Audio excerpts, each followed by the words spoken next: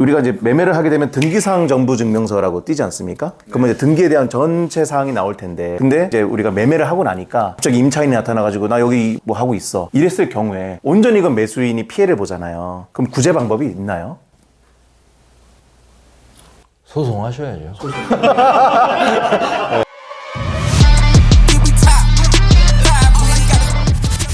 오늘 다룰 주제가 좀 무거운 주제죠. 오늘은 빌딩 매매 시에 발생할 수 있는 하자 담보 책임에 대한 범위와 기간에 대해서 좀 알아보려고 합니다.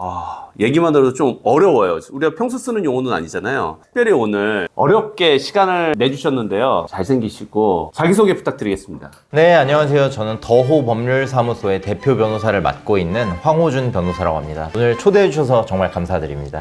와주셔서 감사합니다.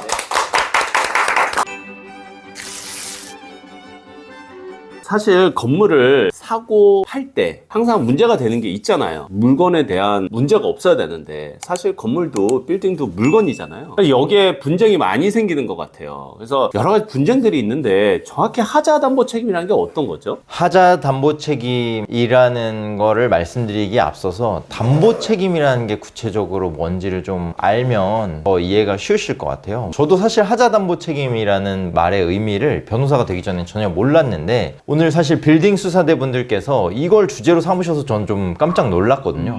빌딩 수사대 분들은 하자 담보 책임의 의미가 어떤 건지 뭐 느낌적으로라도 알고 계시는 분 계실까요? 사실관계에 입각하게 되면 균열, 누수 이런 것들이 좀 있고요. 권리하자 같은 경우는 많이 일어나지는 않았던 것 같습니다. 잔금 이후에 이제 누가 이거를 어떻게 처리할 것이냐 이런 대화가 제일 많았던 것 같습니다. 대가를 지불하고 물건을 구입한 사람이든 물건을 판 사람이든 하자가 있으면 안 되잖아요. 물건에 대해서. 거기에 대한 책임을 묻는다 이런 뜻 아닐까 싶어요. 저희 김 과장님이 사실 이 주제에 대해서 의뢰를 하신 분이에요. 사실은.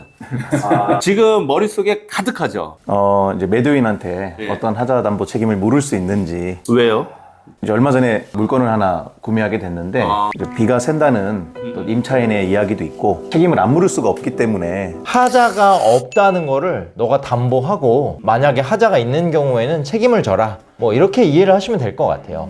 이 하자 담보 책임이라는 거는 좀 더 법률적으로 말씀드려보면은 매매 계약 같은 거에 있어서 권리의 흠결이나 물건에 하자가 있을 때 매도인이 부담할 수 있는 책임을 의미하고요. 이 하자 담보 책임이라는 거는 사실 매수인이 매도인에게 뭐뭐 해줘라 라고 청구할 수 있는 권리의 형태로 주어집니다. 그래서 우리 민법에서 정하고 있는 하자 담보 책임의 종류는 첫 번째로 계약해제권, 두 번째로 대금 감액 청구권, 세 번째로 손해배상 청구권, 마지막으로 완전물 급부 청구권 이렇게 구분해 볼 수 있습니다. 계약해제권은 나 하자 있는 물건을 사고 싶은 게 아니었어. 나 계약 해제할래. 돈 돌려줘. 라는 거고, 대금 감액 청구권은 내가 이렇게 하자 있는 물건을 사려고 그 돈을 준 게 아닌데 하자가 있으니까 대금을 좀 깎아줘. 일부라도 돈을 돌려줘. 라고 청구할 수 있는 거고요. 손해배상 청구권은 말 그대로 나한테 손해가 발생했으니까 그 손해를 배상해달라. 뭐 이런 청구권.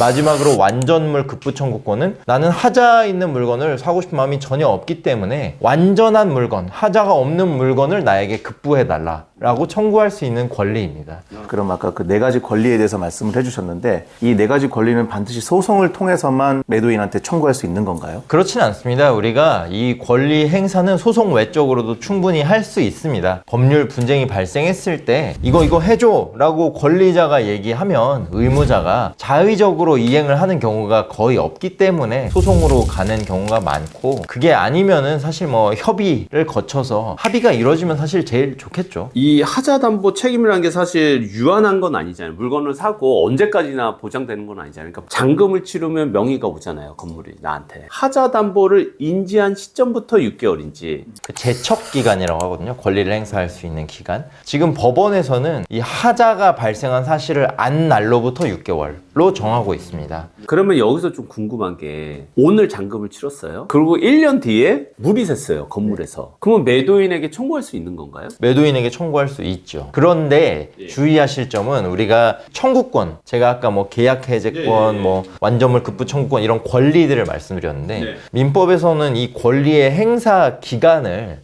10년으로 제한하고 있습니다. 그 책임을 물을 수 있는 권리도 제척 기간에 더해서 소멸시효의 제한까지 겹치기 때문에 이 계약이 체결된 날로부터 1년이 지나서 하자 발생 사실을 알았다면 그때 할 수 있느냐? 할 수 있죠. 그런데 10년이 지난 다음에 하자 발생 사실을 알았다고 하면 소멸시효가 도과되어서 권리를 행사할 수 없다고 보는 게 맞겠습니다. 그러면 또 하나 궁금한 게 있는데요. 그럼 이제 매도인은 너 이미 알고 있었잖아 라고 우길 수도 있는 부분이거든요. 저는 어떻게 대응할 수 있을까요? 정말 예리하십니다. 네, 뭐 거의 경찰청 취업하셔도 네. 예, 전국에 계신 경찰분들 죄송합니다. 예. 입증 책임의 문제로 설명드릴 수 있을 것 같아요. 소송에서 어떤 주장을 할 때 사실이라는 점을 누가 증명해야 하느냐 이런 책임을 이야기합니다. 지금 우리 담보 책임과 관련해서는 매수인이 선의 무과실일 때 하자 담보 책임을 물을 수 있다 이렇게 정하고 있습니다. 이 선의 무과실이었다는 점에 대해서는 매수인이 현재 입증 책임을 부담하고 있습니다. 그래서 항상 이 소송이라는 게 민사로 가면 굉장히 복잡하잖아요. 더 간편한 방법은 확약서를 쓰기도 하잖아요. 그래서 계약할 때 녹음을 보통 하잖아요. 거래할 때. 그때 이제 내 목소리가 들어가는데 상대방에겐 지금 녹음합니다 이렇게 얘기한 게 베스트인데 그렇게 녹음 안 했을 시에 그것도 증거 자료로 채택될 수가 있는 건가요? 네, 증거 자료로 채택될 수 있습니다. 그런데 이 계약을 체결할 때 또는 임장을 가서 건물의 상태에 대해서 확인을 하고 어떤 확약서를 받을 때 예를 들어서 변호사가 이 계약서 작성까지 참여하는 경우에는 애초에 별도 항목을 빼서 이 매도인의 진술과 보증 뭐 이런 항목을 만듭니다. 서면으로 진술과 보증의 계약 문구를 넣으면 매수인이 그 당시 할 수 있는 최선의 노력을 기울였고 그 내용이 계약서 등을 통해서 확인이 된다면 어느 정도 선의 무과실이었다는 점을 주장하고 입증했다고 볼 수 있겠죠. 참 이게 어려워요. 샀는 지 2, 3개월 만에 균열을 발견하거나 누수가 됐으면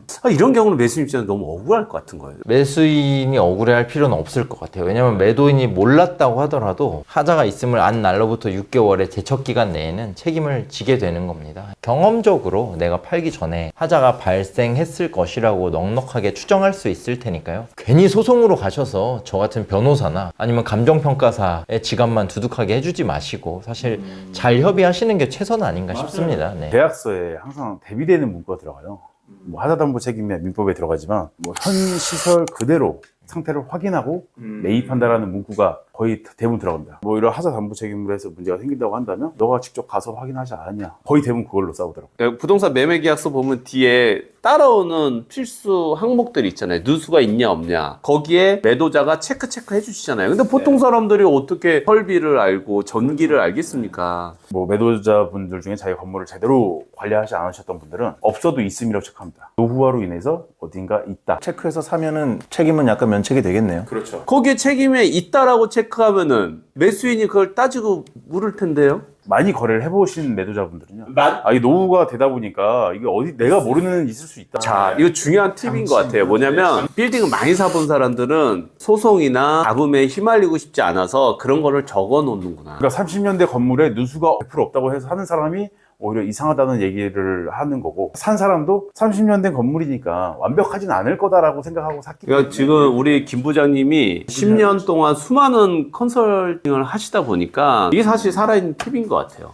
소송 줄어드는 소리가 들립니다.